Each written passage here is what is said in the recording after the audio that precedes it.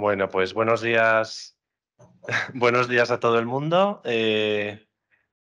Os doy la bienvenida a este primer simposio de padres, madres y otras genealogías. Ongi etorriak izan, aita kamak eta beste genealogiak simposiora. Nada, como habéis podido ver, tenemos un programa bastante completo, entonces, pues bueno, no me voy a extender mucho la presentación, simplemente dar las gracias a la facultad, al grupo de investigación IDEOLIT y al Departamento de Filología e Historia por colaborar en la organización y financiación de este evento. Y bueno, sin más dilación, voy a presentar a Alfredo Martínez Expósito, que es nuestro primer ponente. Alfredo Martínez Expósito es catedrático de Estudios Hispánicos en la Universidad de Melbourne y miembro de la Academia Australiana de Humanidades. Ha sido director de los departamentos de Lenguas Modernas y Estudios Culturales en las universidades de Melbourne y Queensland, catedrático de excelencia Banco Santander en la Universidad Carlos III de Madrid, investigador en el Instituto de Estudios Avanzados de la Universidad Autónoma de Madrid y profesor visitante en las universidades de Columbia, Viena, Durham y Complutense. Ha sido presidente de la Asociación Australiana de Estudios Ibéricos y Latinoamericanos y sus líneas de investigación se centran en la expresión de la diversidad sexoafectiva en la literatura y el cine contemporáneos, así como en las estrategias culturales de nation branding. Entre sus libros recientes destacan La vida iba en serio, autobiografías hispánicas de la diversidad sexual, Los escribas furiosos, configuraciones homoeróticas en la narrativa española y Disidencia e hipernormalización, ensayos sobre sexualidad y masculinidades. Ha editado además el número monográfico de la Biblioteca de Reseña Iberística, Venecia, Repensar los estudios ibéricos desde la periferia y el dossier temático Cine Queer tras el cambio de siglo de la revista Estudios LGBTIQ+, Comunicación y Cultura. Es colaborador del proyecto de investigación Memorias de las Masculinidades Disidentes en España e Hispanoamérica, que dirige Rafael Merida Jiménez con financiación del Ministerio de Ciencia, Innovación y Universidades. Y bueno, en el día de hoy nos va a traer una ponencia plenaria que estoy seguro de que va a ser de gran interés y cuyo título es Modulaciones de la paternidad desde la literatura de la diversidad sexual, genealogías, estirpes y herencias. Bueno, Alfredo, cuando quieras tienes la palabra. Bueno, me podéis escuchar, ¿no? Sí, perfectamente. Muy bien. Bueno, pues muchísimas gracias, Oyer, y muchísimas gracias a todos por venir esta mañana, creo que de invierno, ahí, aquí estamos en pleno verano, y ya comprendo que ir a aparecer a las 9 de la mañana para escuchar una plenaria en estas circunstancias, pues a lo mejor no es ni la mejor hora ni el mejor momento. Así que intentaré hacerlo lo más ameno posible, pero en todo caso voy a leer un texto, porque cuando ayer me propuso participar en este seminario, me parecía que lo más oportuno era escribir un texto en vez de, no sé, improvisar o contar delante de un PowerPoint lo que se me fuera ocurriendo. Así que he escrito un texto y he preparado una presentación en PowerPoint que voy a ver si logro hacer que funcione. Es que tengo aquí dos ordenadores a la vez y, bien, se pasó a la siguiente diapositiva, ¿no? Vale, bien. Bueno, pues esto es un esquema de las tres partes, grosso modo, en la que voy a dividir la presentación.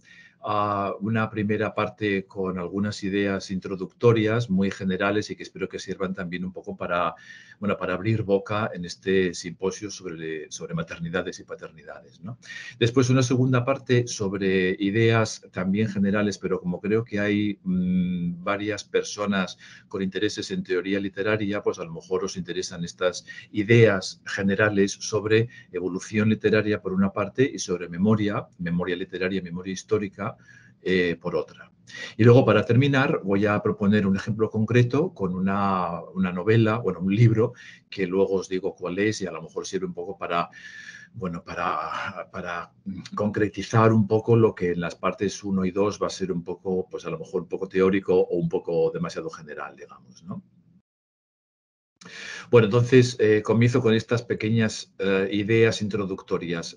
Y quería empezar diciendo que como la mayoría de temas polimorfos, temas grandes, temas amplios, este de la paternidad literaria ofrece al observador ocasional pues un sinnúmero de variaciones que creo que convenientemente tamizadas pueden llegar a tejer una tupida red de interpretaciones posibles.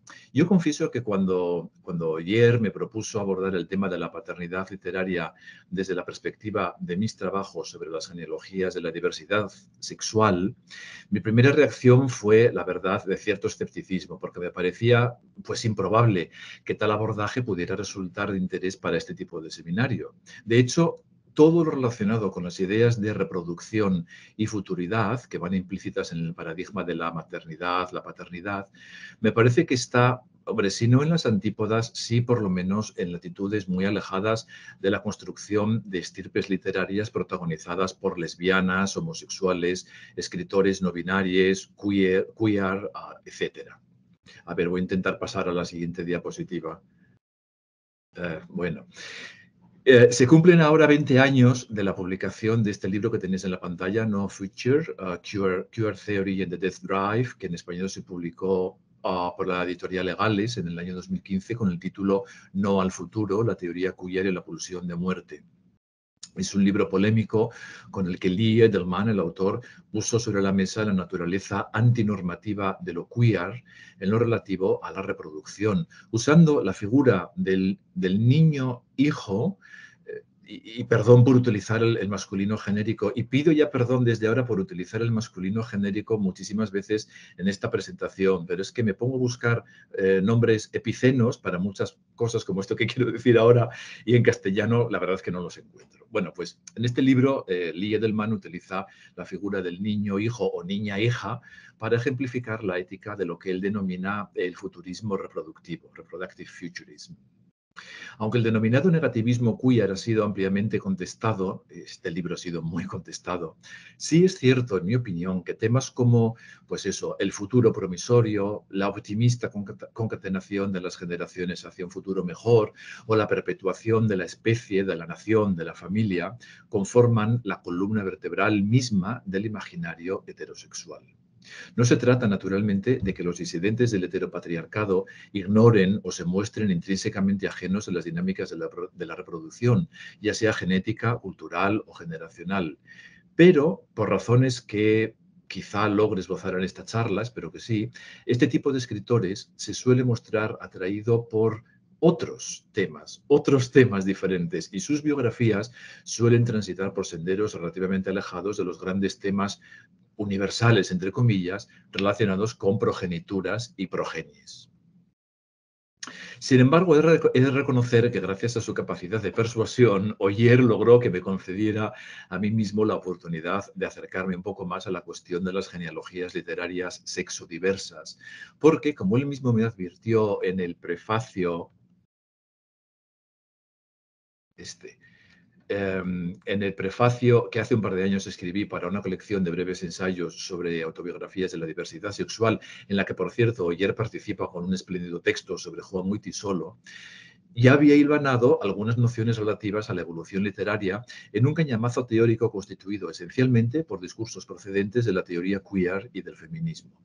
De hecho, la misma idea de tradición literaria LGBTIQ+, una cosa larguísima que voy a reducir a LGBT porque si no me lío, que desde hace casi 2 décadas comienza a abrirse paso en los manuales literarios del Estado español, no deja de constituir un extraño y en principio contradictorio maridaje entre la idea conservadora, o en cierto modo conservadora y anticuada, de tradición y la cambiante e imprevisible dinámica de lo que ahora denominamos LGBT, pero hasta hace poco se conocía como estudios gays y lesbianos, o gays y lesbianos, y muy poco antes como estudios sobre homosexualidad, y aún antes como psicopatología de la inversión, la perversión, el desvío sexual, y aún antes desorden moral, sodomía, pecado nefando, etc. Bueno, antes de abrir el abanico de estas líneas teóricas, me gustaría plantear un primer acercamiento a la cuestión de la paternidad literaria. Y perdón otra vez por el uso genérico del masculino genérico, perdón. Una rápida ojeada a Google o a cualquier sitio de Internet confirma lo que cualquiera sospecha. Como tema literario, abundan los autores que crean personajes que son padres o hijos, que ficcionalizan modernas teorías psicosociales sobre la familia, que escriben cartas al padre o que reescriben mitos clásicos sobre figuras paternas. Tema universal que cruza fronteras, lenguas y épocas históricas, la paternidad parece haber estado siempre de moda como tema literario, autobiográfico o biográfico. Y aquí viene un pequeño paréntesis, porque mientras estaba preparando este escrito, estaba haciendo otra cosa sobre el origen del uranismo en el siglo XIX, y me entero de que los mitos paterno-filiales llegan también al cosmos. La idea de otorgar el nombre de Urano al séptimo planeta del sistema solar, que fue el primer planeta descubierto en la era moderna, partió del hecho de que entre los anteriores planetas había relaciones de paternidad. Saturno es el padre de Júpiter, Júpiter es el padre de Marte. Así que cuando se descubrió un planeta nuevo, pues nada más lógico que nombrarlo con el nombre del padre del último, es decir, el padre de Saturno, que no es otro que Urano. Bueno, cierro el paréntesis y sigo. Entre las figuras que la paternidad genera, no podemos ignorar los diversos tipos, pues, de padre, padre autoritario, padre tolerante, débil, ausente, bueno, etcétera. Los diferentes tipos de hijo que cada uno de ellos engendra. Dinámicas familiares como el padre primerizo, el hijo unigénito, el hijo que pierde al padre y se convierte en huérfano, el padre que pierde al hijo, y no hay palabra que yo sepa para nombrarlo en castellano, aunque Molina Foix tiene una novela, la tenéis en la pantalla, que se titula Los padres viudos, precisamente sobre ese tema del padre que pierde al hijo. El hijo pródigo y el padre pródigo, que no son el mismo tipo de prodigalidad, el hijo adoptado, el padre adoptivo, el padre que engendra hijos de diferentes mujeres, o el padre bisexual, homosexual, asexual o transexual, el padre que, estilo Almodóvar, quisiera ser madre, el padre que quisiera ser el mejor amigo de su hijo, el hijo que descubre que odia al padre, bueno, y así sucesivamente en una lista virtualmente inagotable de figuras. La literatura tematiza, disecciona y vivifica estas y otras muchas variaciones de la paternidad / maternidad. Y además está la paternidad como técnica, el escritor como padre de sus criaturas. Recordaréis lo que decía Cervantes al respecto. Los escritores que escriben a cuatro manos, como el ejemplo que os voy a mostrar más adelante. Los que se dejan influir o penetrar por ideas de otros. Los que guardan su simiente creativa en un cajón. Los que enmascaran su voz en escrituras ventrílocuas o travestidas, o bueno, en fin, un larguísimo etcétera. Además de ser un tema y una técnica, el escritor participa de un tipo de reproducción paterno-filial que se ha ido haciendo más relevante desde el advenimiento de la modernidad, con la toma de conciencia de la historicidad del hecho literario, que ha alcanzado carta de naturaleza gracias a los instrumentos proporcionados por el discurso hegeliano marxista de la historia y también, creo, por el paradigma freudiano de la personalidad, y que ha pasado al primer plano de la atención crítica posmoderna de la mano, entre otros, del feminismo y de la teoría queer. Me refiero naturalmente a la reproducción que tiene lugar en el seno de las cadenas de transmisión interpersonal e intergeneracional de la tradición literaria. Este tipo de relación paterno-filial ha recibido denominaciones de varios cuño. Se ha hablado de precursores y seguidores literarios, de generaciones, movimientos, escuelas, modelos, figuras inspiradoras, fuentes primigenias, estirpes, familias, correas de transmisión, etc. Todo este tipo de metáforas reproductivas ha generado también su negativo en imágenes antirreproductivas, como la del escritor adánico, sin padre literario reconocido, o el escritor sin seguidores, ni escuelas, ni secuelas, ni el escritor, o el escritor que escribe de espaldas a cualquier tradición, o aquel que persigue destruir la tradición, que no acepta discípulos, que aborrece las instituciones literarias, los premios, las distinciones, en tanto que engranajes reproductivos. Todo este exceso metafórico nos ayuda a la hora de acercarnos al tema de las genealogías literarias. Y es en este punto donde me gustaría detenerme para retomar algunas de las preguntas que me he hecho al estudiar la literatura de la homosexualidad. Bueno, homosexualidad o como se la quiera denominar, ya vemos que la nomenclatura es muy amplia. Por ejemplo, ¿qué relaciones paterno-filiales gobiernan las relaciones entre escritores de la diversidad sexual?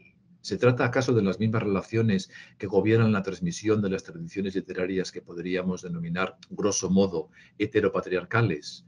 ¿O existe entre los autores queer de hoy y los autores homosexuales de ayer y los sodomitas de antaño un tipo de diálogo intergeneracional que usa otros códigos o que crea otro tipo de familias literarias.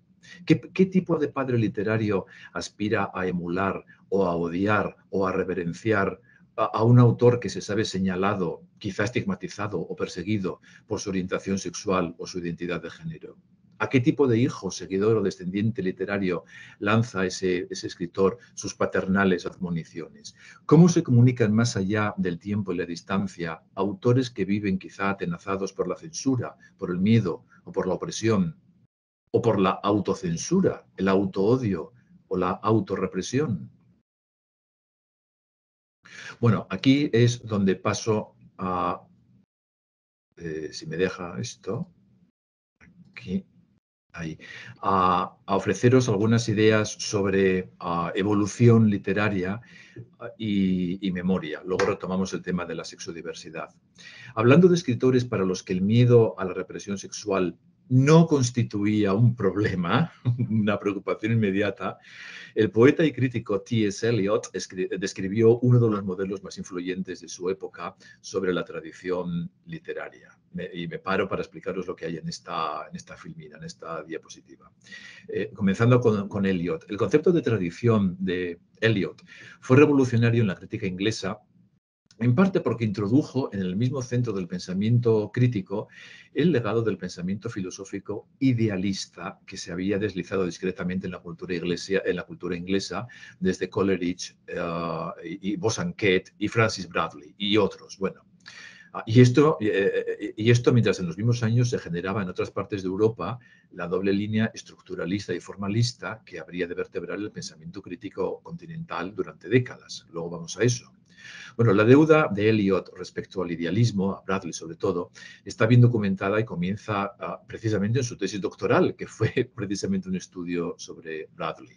Utilizando la teoría de Bradley de las relaciones internas, Eliot consiguió combinar dos dimensiones aparentemente contradictorias, las dimensiones de sistema, por un lado, e innovación, por el otro, tan irreductibles entre sí que ni siquiera las ideas de Saussure sobre sincronía y diacronía logran armonizarse satisfactoriamente antes de la contribución de la Escuela de Praga, con la excepción, y es una excepción grande, del más importante, en mi opinión, de los formalistas rusos, que es Yuri Tinianov.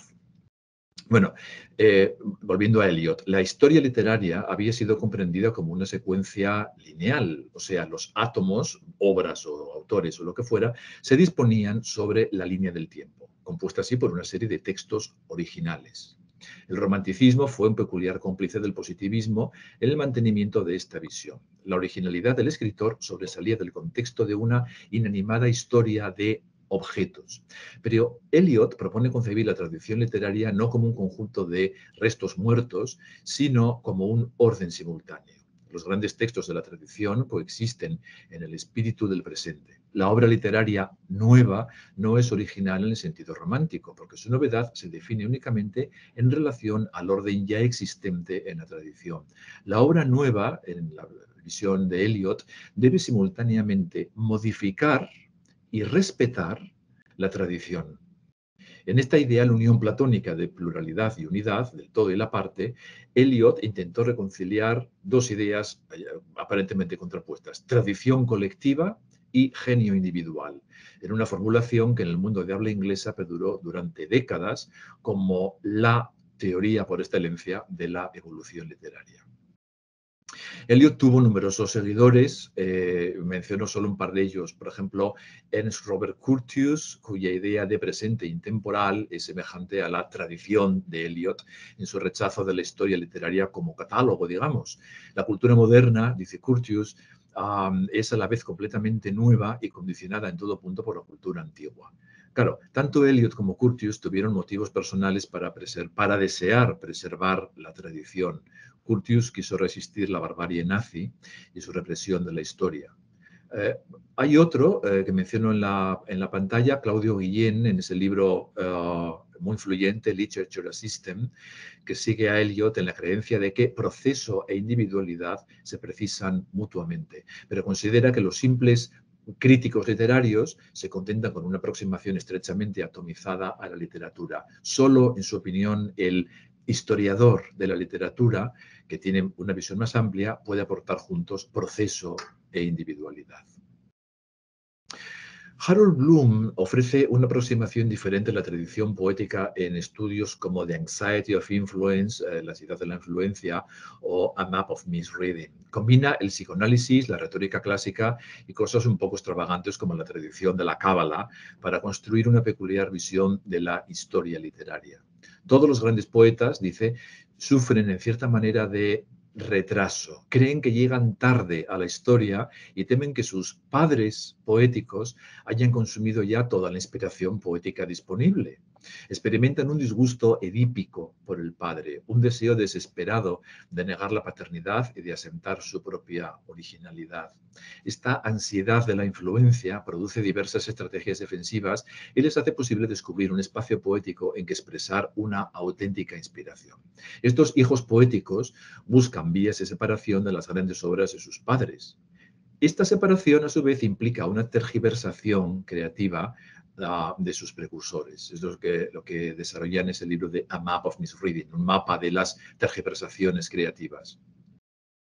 Esta teoría de Bloom ofrece algunas semejanzas con ideas que vinieron después, como Derrida, Foucault, sin ir más lejos, y otros que contemplan las lecturas hipercríticas de los textos como tergiversaciones, en el sentido de que ignoran el juego difuminador de la significación que siempre interfiere toda lectura, pero no vamos a entrar ahí ahora. Julia Kristeva desarrolla una teoría semiótica en la que modifica las nociones de tradición y de influencia desde una perspectiva más radical. Su concepto de intertextualidad, que todos conoceréis, es parte de una teoría más amplia de la textualidad que cuestiona la estabilidad del sujeto. Define la intertextualidad como transposición de sistemas sígnicos, no en el sentido banal de estudio de fuentes, sino como parte de un proceso semiótico que supera el control racional implicado en tácticas como eso que decimos una alusión a otra obra o basarse en otra obra. Hay que advertir también que transposición puede significar no solo transferencia de un sistema escrito a otro sistema escrito, sino también de sistemas no literarios y no lingüísticos a un sistema literario. Después vamos a ver un ejemplo de esto. Llega a decir que todo sistema significante es nada menos que un campo de transposiciones de varios sistemas significantes, idea que cuestiona directamente la unidad y la sustancia del sujeto, que tradicionalmente había sido la sede de este juego de sistemas. Raymond Williams, en un libro influyente titulado The Long Revolution, la larga revolución, desarrolló un análisis materialista de la tradición en oposición frontal a Eliot. Considera ahistórica la noción de orden ideal y dice que no hay tradición, solo selecciones concretas de obras evaluadas. La selección de lo que se considera valioso nunca puede ser objetivamente verificada o justificada. Los intereses específicos de clases sociales e instituciones intentan preservar la tradición en un formato rápido e inmutable. En su primer estudio, Williams parecía animar a las instituciones educativas a abandonar esta tendencia selectiva y a desarrollar un papel más de conservación de todo el pasado, de todo el acervo cultural del pasado. Preservando incluso la antigüedad aparentemente menos valiosa, la academia podría hacer posible una posterior reevaluación en la tradición selectiva. Y es esta idea, la de tradición selectiva, la que preserva como cultura de la ideología dominante e implica la exclusión o marginación de prácticas alternativas.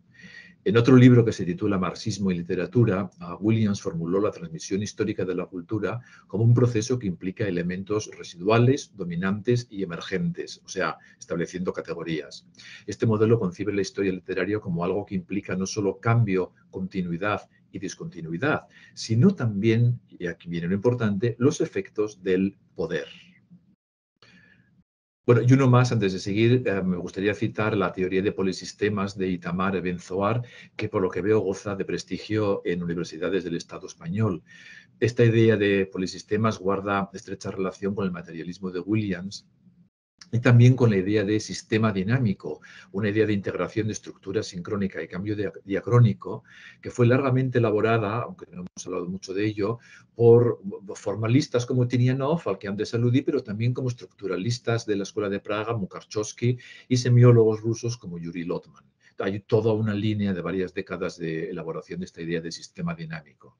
Pero Ebenzoar va más allá, supera esta idea al señalar que el campo literario no está constituido únicamente por textos y autores, sino también por múltiples haces de relaciones sociales y culturales que desbordan lo estrictamente literario y que conforman algo parecido a lo que Bourdieu llama campo, es decir, un espacio semiótico caracterizado no por una estructura sistémica, sino por lo contrario, por la coexistencia de fuerzas e intereses que coexisten, perdón por la redundancia, a menudo de manera conflictiva y en todo caso asistemática, quizá en algunos casos caótica.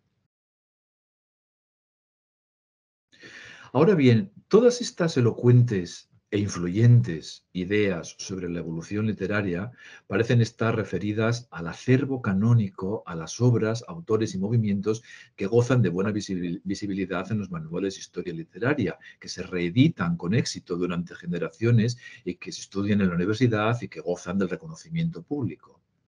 Pero me parece a mí que son menos explícitas a la hora de abordar la existencia de genealogías o estirpes relegadas a segundos planos, y no digamos a aquellas que han sido censuradas o perseguidas o prohibidas o estigmatizadas. Digo esto a pesar de que las ideas de Eliot y de Bloom han sido usadas a veces con éxito para el estudio de poetas menores. Yo mismo lo hice en el comienzo de mis estudios sobre literatura homosexual, y de que el marxismo y la teoría de polisistemas se usan con éxito para el estudio de literaturas minorizadas.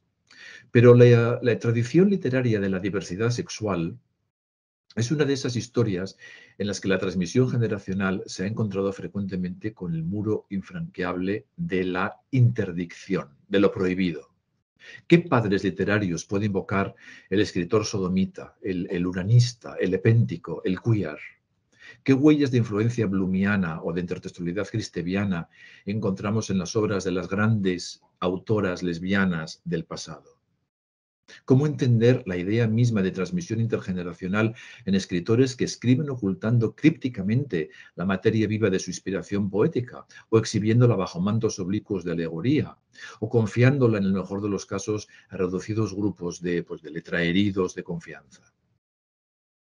Para llegar al momento histórico actual, en el que los escritores sexodiversos parecen embarcados en un ejercicio permanente de normalización, ha sido preciso atravesar, no digo ya décadas y siglos, digo milenios de incomunicación, de silencio, de ostracismo, apenas puntuados por breves destellos comunitarios como, yo que sé, pues todos conocemos la historia de los poetas griegos, de los poetas uranistas ingleses, de la generación española del 27. Hay muchos, pero son pequeños destellos en la noche milenaria de los tiempos.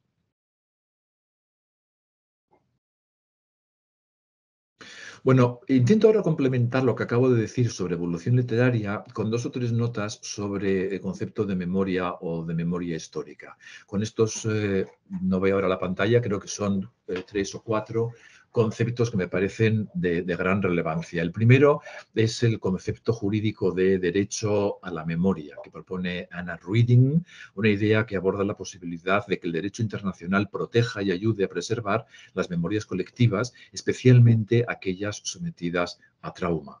Este tipo de legislación resultaría particularmente útil en contextos de crímenes contra la humanidad y contra los derechos humanos como los secularmente padecidos por la comunidad LGBT. No tenemos nada como eso por el momento, pero podría llegar a existir con el tiempo.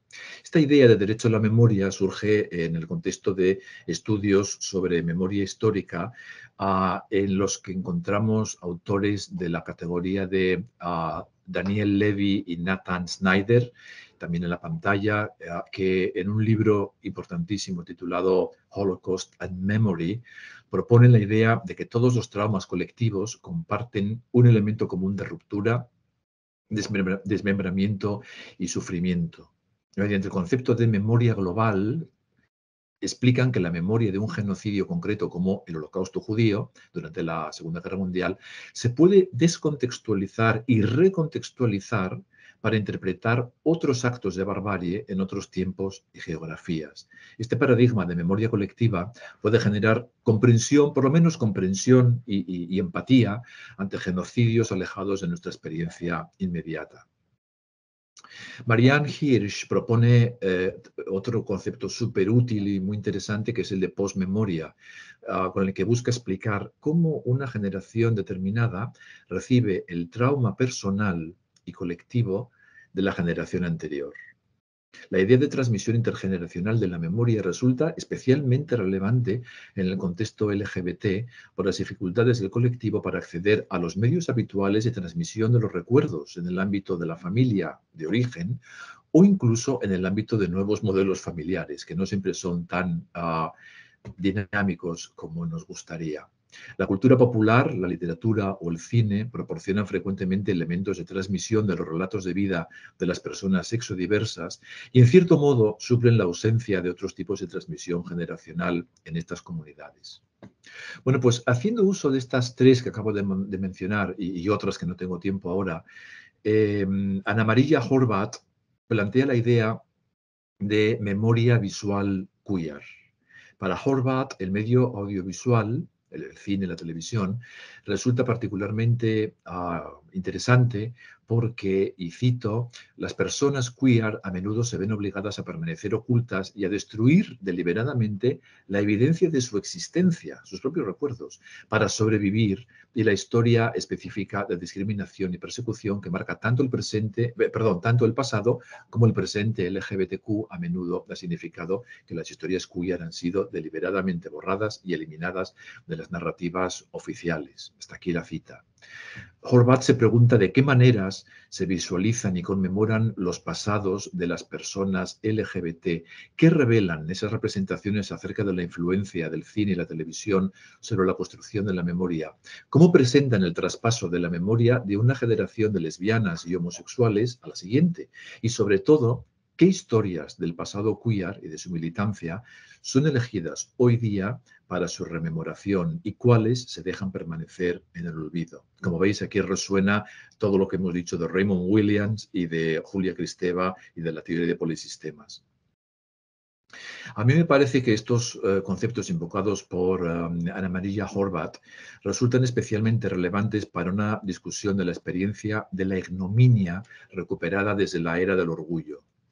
Bien mirado, el concepto de memoria visual queer explica no solo el papel del cine o la televisión en la transmisión intergeneracional de la cultura sexodiversa de nuestra época, sino también el papel que la cultura literaria, tanto oral como impresa, puede haber tenido en épocas pretéritas y también en la época actual.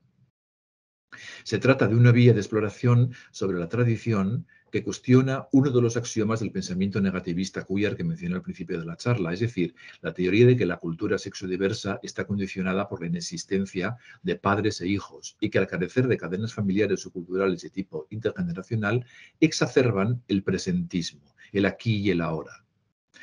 Reducir la cultura de la diversidad sexual a un presente sin posibilidad de futuro, no en el sentido del presente intemporal de Curtius, que mencionamos antes, sino en un sentido carencial, de carecer, de imposibilidad de acceder a, puede resonar con algunas versiones juveniles de la cultura gay pop, pero resulta insuficiente e inapropiado para explicar por qué dentro de la tradición literaria de la cultura sexodiversa encontramos tantos ejemplos de preocupación por la idea de transmisión.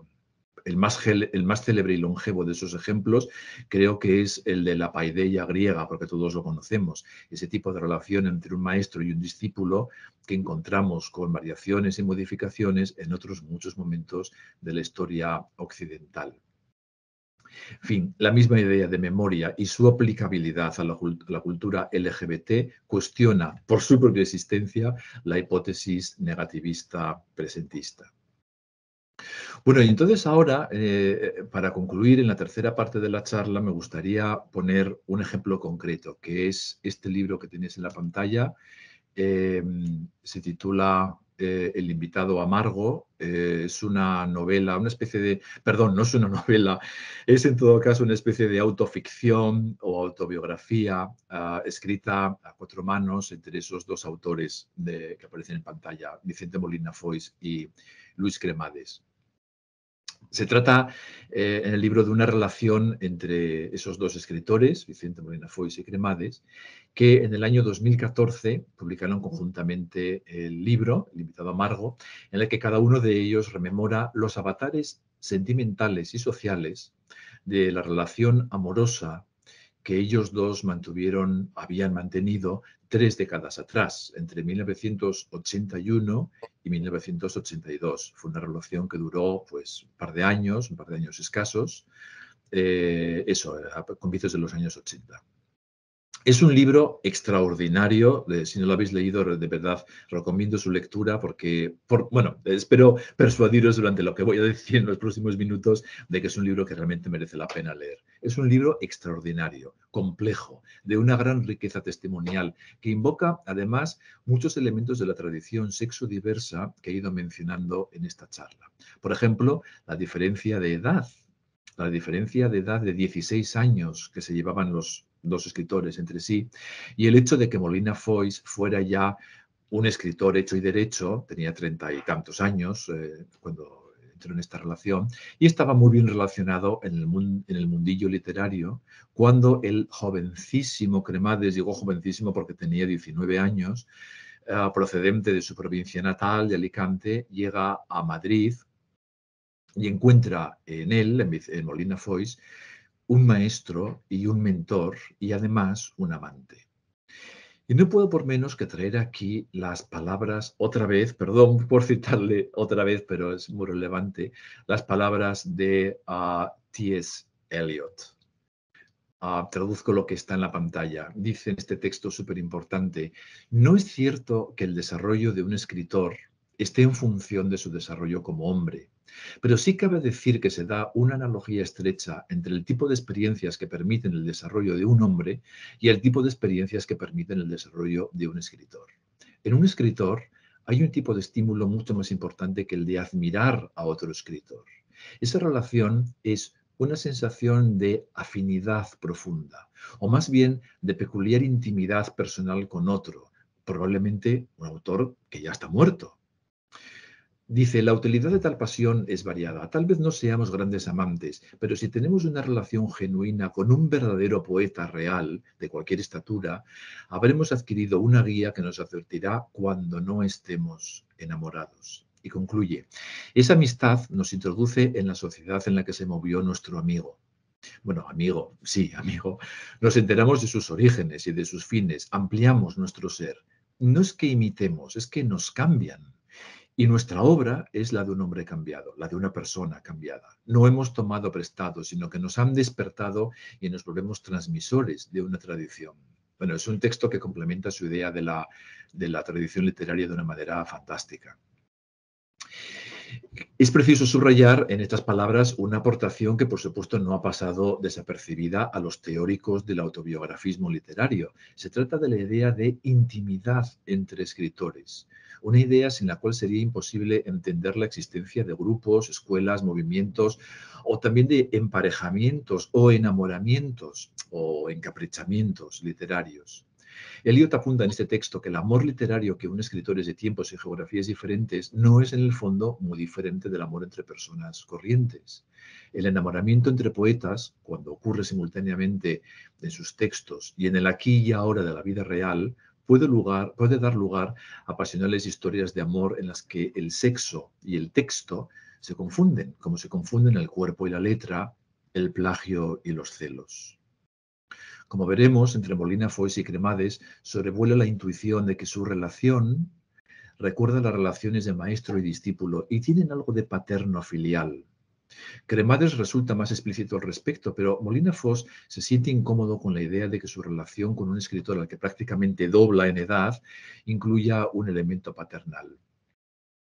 Y dice, en esta cita un poco larga, la intento resumir.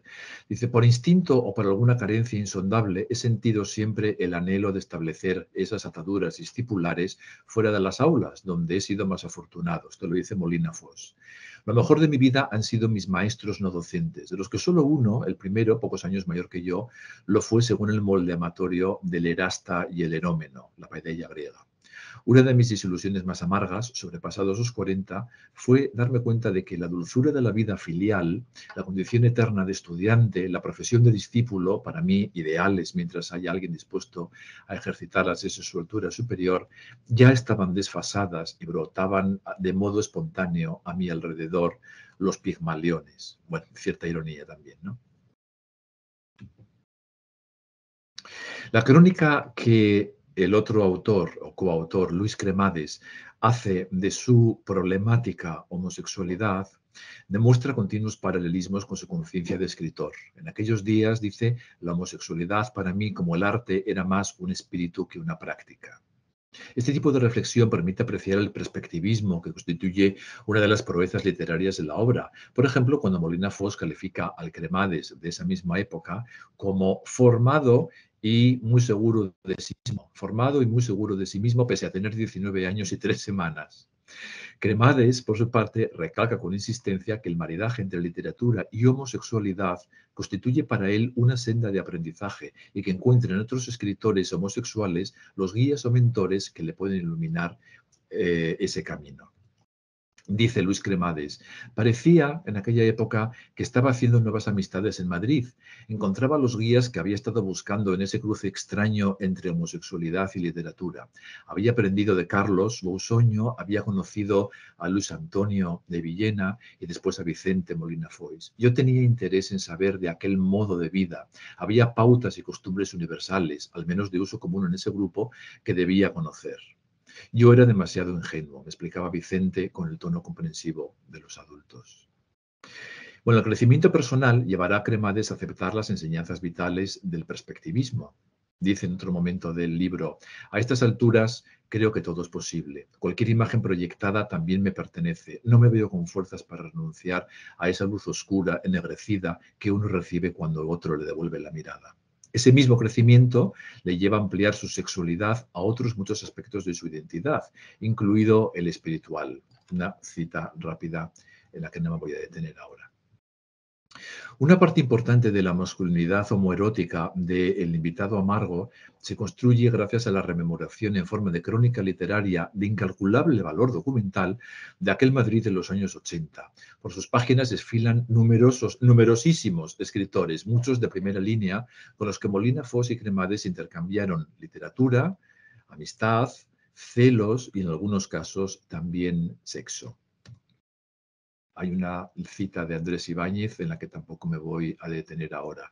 Pero bueno, que hay nombres recurrentes como los de Juan Benet, Francisco Umbral, Lourdes Ortiz, Javier Marías, Álvaro Pombo, Fernando Sabater, Villena, Leopoldo Alas, Félix Grande, Juan Vicente Aliaga, bueno, otros muchos. Tanto en el libro como en algunas de sus reseñas aparecen puntualizaciones, ajustes de cuentas y reproches entre los protagonistas de la historia. Luis Antonio de Villena, por ejemplo, aprovecha su reseña del libro para ajustar alguna cuenta, para recordar al lector que fue él quien presentó a Cremades y a Molina Foix. Y ya de paso acusa a Cremades de mentir en lo referente a su persona. Mirad qué cita.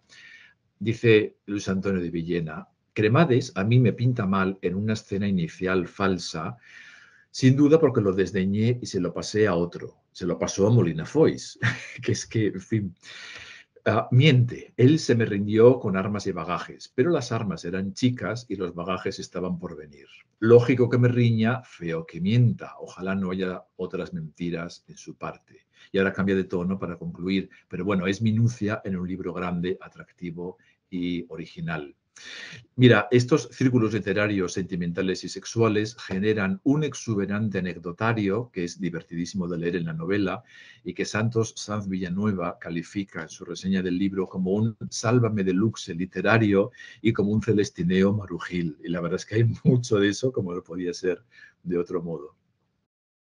Hay otro nombre que destaca y mucho en el libro, un nombre que se destaca en este ecosistema literario, digamos, que es el de Vicente Aleixandre. Molina Foix considera a Aleixandre un maestro de vida y de literatura. Gran conocedor de su obra, sobre la que escribió mucho y muy bien, aprecia en su persona cualidades humanas que funden lo poético con lo vital y aún lo epéntico. El epentismo era la palabra que los del 27 utilizaban para referirse a la homosexualidad. En el libro, en El invitado amargo, la figura de Alisandre se eleva y engrandece no solo como maestro, sino también como influencia benéfica. Se le llega a denominar gran sanador y doctor del alma. Y como protagonista de ciertas anécdotas de tema homosexual poco conocidas con anterioridad y sobre las que ahora no me puedo extender. El mundo recreado en El invitado amargo plantea de forma implícita, pero insistente, la idea de la transmisión generacional de la cultura homosexual.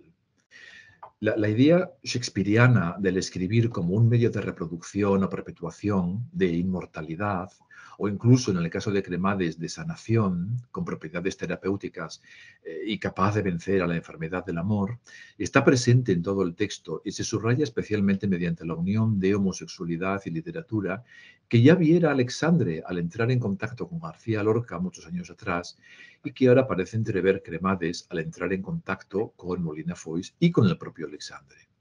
A los autores les interesa más que nada la reflexión sobre la homosexualidad y sobre la literatura. Este es quizá el origen primero de la reconstrucción de un yo escritural o poético que se agarra al asidero de la autoficción como vehículo para una reconstitución textual de la identidad. De este modo, tanto Molina Foix como Cremades expresan en sus cartas y en sus reflexiones posteriores la necesidad de pertenecer a un grupo que combine lo sentimental con lo literario, sobre todo en el caso del joven Cremades, quien con sus apenas 20 años se siente como lo que es, un recién llegado a un mundo literario del que tiene, y no lo oculta, gran interés en participar. Lejos de buscar una realización literaria solipsista, privada o interior, aspira a integrarse en una estructura social de literatos con quienes intercambiar filias y fobias. Desde esa perspectiva del joven con aspiraciones, Molina Foix representa pues, todo lo contrario, el escritor de éxito, establecido y bien relacionado. Sus publicaciones, iniciativas, tertulias y amistades son vistas por el joven Cremades como un modelo. La necesidad de ambos escritores de pertenecer a un cierto ámbito de socialización literaria apunta más allá de lo meramente presente, a la más imperiosa necesidad de pertenecer a una tradición literaria. Su anclaje en el presente del Madrid de 1981 no es incompatible con una paralela conexión con el pasado, que los relaciona, mediante las referencias literarias y el cultismo intertextual, con un canon literario en el que resuenan con fuerza las voces de Vicente Aleixandre, Federico García Lorca y toda una tradición literaria que, si bien no es únicamente homosexual, sí es homosexual de una manera fundamental y decisiva. Solo de esta manera se puede entender que el particular Parnaso de Molina Foix y Cremades esté poblado por autores homosexuales del 27 y que sus relaciones literarias presentes incluyan de manera preeminente autores como Villena, Juan Vicente Aliaga, Leopoldo Alas o Álvaro Pombo. Cremades reflexiona con meridiana claridad sobre la naturaleza y dimensiones de este tipo de socialización en numerosas ocasiones. Llega a referirse a esa experiencia como el resultado del milagro de haber salido de la soledad y el aislamiento de Alicante para entrar en conversación con los protagonistas de un mundo hasta ese momento solo soñado. Y la expresión más nítida se alcanza el día que lee sus poemas a Alessandri. Y esta es una cita importante. Ahora está Cremades en casa de Vicente Aleixandre, en la casa de Belintonia, que por cierto está estos días en los medios de comunicación del Estado español por razones ciertamente lamentables. Bueno, pues imaginemos aquel encuentro entre Cremades y Aleixandre en la casa de Belintonia. Y dice Cremades, había un tono iniciático en aquel encuentro, un aspecto ritual que correspondía a una tribu invisible, o como se ha llamado después, un colegio invisible, un grupo, una red de relaciones que comparten un código y unos principios, con una cierta jerarquía que imponía la edad, el respeto a los mayores y que encontraba su correlato teórico en aquella teoría de las generaciones que surgía de Ortega. Parecía haber un hilo conductor. Vicente, el mayor, Carlos Bousoño, que fue su profesor en la universidad, Vicente Molina Foix, el joven, ahora yo, y entre los cuatro, un grupo amplio de personas que habían elegido la literatura como experiencia, como camino personal. No salía eufórico, sino en calma, imaginando la reconstrucción silenciosa de un orden invisible, basado en visitas, reposo, y escritura. Es difícil, o a mí me resulta muy difícil, sustraerme a la impresión de que la reflexión de T.S. Eliot sobre las profundas relaciones de afinidad personal que sustentan la transmisión de la tradición literaria resulta sorprendentemente apropiada para explicar esa red de relaciones o colegio invisible de los poetas homosexuales que describe Cremades. Más aún, su relación erótico-poética con Molina Foix parece participar de esa peculiar intimidad personal de la que Eliot hablaba, si bien en este caso, felizmente, no se trata de una relación entre un poeta vivo y otro muerto, otro pretérito, sino de dos escritores vivos que pueden mantener una relación sexual. En definitiva, la importancia del invitado amargo para los estudios literarios de la tradición homosexual radica en muchos aspectos, pero destaco este hoy, en su enérgica invocación de esa precaria eternidad en vilo que denominamos tradición literaria. El yo de la autoficción de Molina Foix y Cremades es un yo reconstruido no solamente mediante cartas de amor, que por sí solas generarían, un yo meramente historiográfico o histórico o biográfico, sino reconstruido sobre todo mediante el recurso a una tradición literaria homosexual que supera, enmarca y otorga sentido generacional a una relación sentimental que de otro modo, o sea, desprovista de ese espesor poético, quizá no habría generado interés más que en sus protagonistas. Esta egoescritura a cuatro manos apela por una parte a la idea de una genealogía o estirpe literaria inconfundiblemente homosexual, con un sumo cuidado por evitar la asociación, muy ampliamente difundida por los medios, entre cultura homosexual y cultura pop, o ironizar sobre ella cuando no queda más remedio. Pero por otra parte se esbozan con claridad los contornos de una relación de naturaleza paterno-filial reminiscente de la paideia griega y de otros modelos en los que se da una diferencia de edad o de madurez entre los amantes. Más aún, a pesar de la enorme importancia que se concede a la belleza física, se observa en el texto una predisposición a valorar el intelecto más que el cuerpo, en una actitud de tipo idealista que nada contra la conocida corriente que identifica rasgos de género con atributos corporales. Es esta subordinación del cuerpo a la mente la que posibilita que la aparición demoledora del SIDA en la vida de Luis Cremades, una aparición demoledora, pero totalmente, tenga un impacto, la verdad, relativamente atenuado sobre su sentido de identidad y de pertenencia. Y por último, y con esto termino, la masculinidad de Vicente y Luis está en las antípodas de la misoginia que se observa tanto en formulaciones de masculinidad hegemónica como en algunos tipos de homosexualidad. La gran aportación de este tipo de discurso a los estudios sobre literatura queer es proponer la posibilidad de construcción de identidades literarias que utilicen materiales tales como la historia y la genealogía literaria, las relaciones entre escritores e ideas que, sin llegar en ningún momento a negar la relevancia identitaria del cuerpo, sí lo logran subordinar con éxito a valores más inequívocamente literarios. Y bueno, muchas gracias. Espero no haber resultado excesivamente plomo a estas horas de la mañana. Y como creo que ahora quedan, según mi reloj, 6 minutos hasta las 10 allí, 8 de la tarde aquí, pues me pongo en manos de Oyer para lo que tengáis a bien preguntar.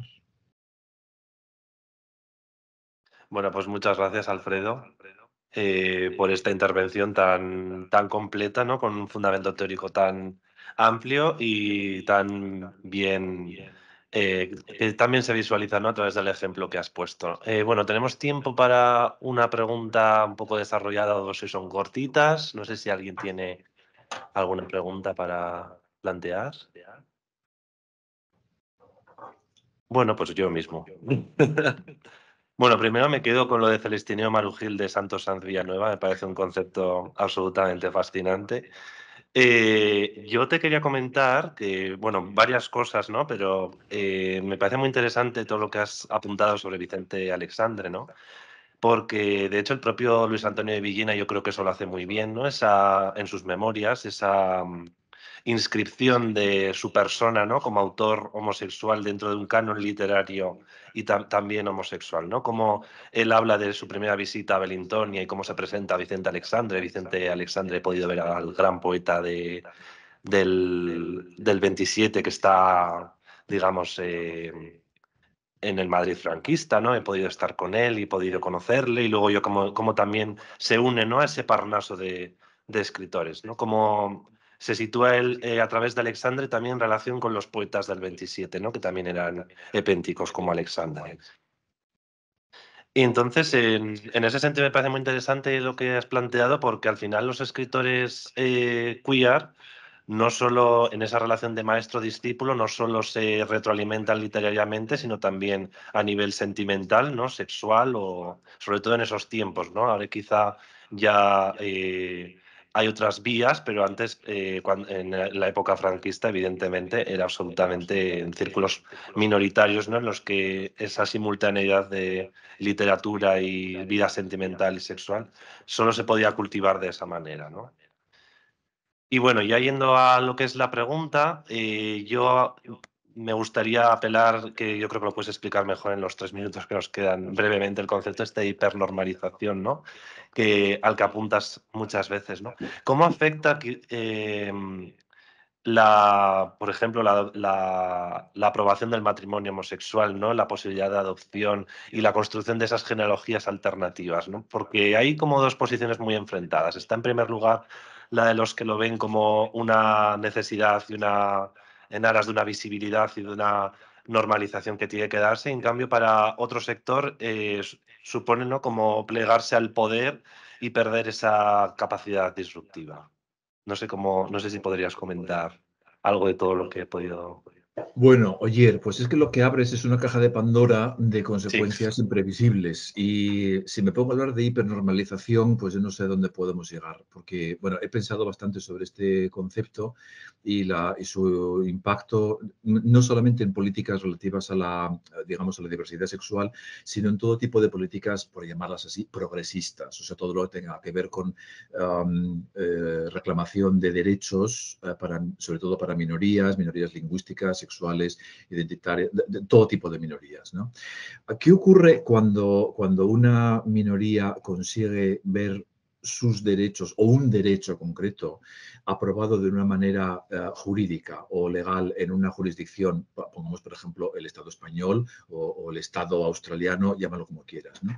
Pues ocurren dos cosas simultáneas. Por una parte ocurre que esa minoría alcanza un derecho y a partir de ahí la vida de la minoría, ejemplo, matrimonio homosexual para las personas homosexuales, lesbianas, etcétera, pues cambia para siempre y la propia dinámica identitaria, personal, comunitaria, a todos los niveles, pues cambia, presuntamente para mejor. Pero ocurre otro proceso paralelo que es lo que en medicina llamaríamos la aparición de anticuerpos cuando aparece una vacuna. Tú metes una vacuna en un cuerpo, inmediatamente se generan anticuerpos, es decir, partículas de resistencia ante esa sustancia extraña. Cuando en una sociedad, vamos a decir la sociedad española, aparece de pronto una ley nueva que reconoce derechos a una minoría, esa minoría se ve reforzada, pero aparecen esos anticuerpos. Esos anticuerpos pueden ser más o menos explícitos o ruidosos en su manifestación de disconformidad con lo recién aprobado. ¿Qué es la hipernormalización? La hipernormalización es el ignorar en los procesos de normalización la existencia de esos anticuerpos. La hipernormalización consiste en creerse que porque un derecho ha sido reconocido y aprobado a nivel jurídico, ha sido también reconocido y aprobado a nivel social, cultural, individual, personal. Y esto generalmente no es así. Insisto en que la historia de las identidades sexodiversas es una historia no de décadas ni de siglos, es una historia de milenios. La historia de silenciamiento, hostigamiento, persecución, criminalización y castigo a los homosexuales es una historia de milenios. Es infantil y muy peligroso pensar que las actitudes acuñadas y generadas durante milenios van a cambiar de la noche a la mañana en cuestión de semanas o meses o años porque un legislador decida aprobar una ley en una jurisdicción concreta. Lo más probable es que para alcanzar el verdadero progreso social se necesiten muchas décadas, muchas generaciones, muchas personas que vayan implementando de manera performativa en su día a día esa nueva legislación. Piensa en lo que ha ocurrido con derechos mucho más asentados que los de LGTB, como por ejemplo los derechos de la mujer, que llevan décadas de lucha. Y mira dónde estamos, todo lo que queda por hacer en ese terreno. Piensa en la esclavitud, que lleva siglos abolida en gran parte del mundo y que, sin embargo, todavía sigue generando conflicto mucho tiempo después. Bueno, pues el hecho de que normas jurídicas, como esto del matrimonio homosexual o cosas por el estilo, parezcan y calmen la militancia LGTB en este caso durante un tiempo, responde, a mi modo de ver, a una dinámica muy peligrosa que es la de la hipernormalización. Si esto lo llevamos a la literatura y a la relación entre literatos y poetas, podemos seguir hablando muchísimo tiempo más, pero no sé si vamos a tener tiempo ni si es el propósito de la pregunta, Oyer. No, no te preocupes, queda perfecta la respuesta. Pues nada, Alfredo, muchísimas gracias por la ponencia, por prestarte a participar en horas un poco intempestivas ya. Y nada, yo creo que ha sido una exposición espléndida, así que te lo agradecemos mucho desde aquí. Bueno, pues muchísimas gracias, que disfrutéis mucho la jornada de simposio y ojalá algún día podamos conocernos en persona, que estoy deseando ir del estado de Victoria, donde estoy, a la ciudad de Vitoria, donde estáis, ¿no? Bueno, Muchas gracias, Alfredo. chao.